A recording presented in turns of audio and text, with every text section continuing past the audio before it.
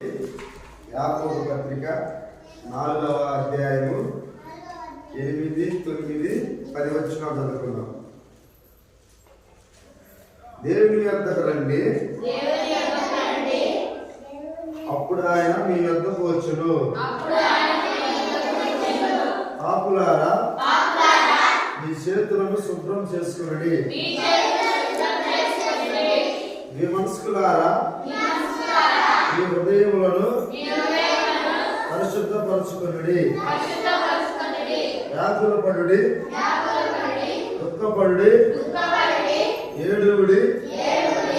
మీ నవ్వు దుఃఖమునకును, మీ ఆనందము చింతకును మార్చుకునుడి.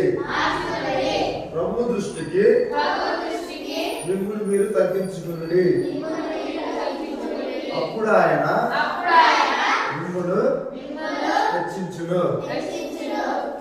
యాకోబు పత్రిక 4వ అధ్యాయము 8, 9, 10 వచనాలు. ఈ వాక్యం నేర్చుకోవాలి.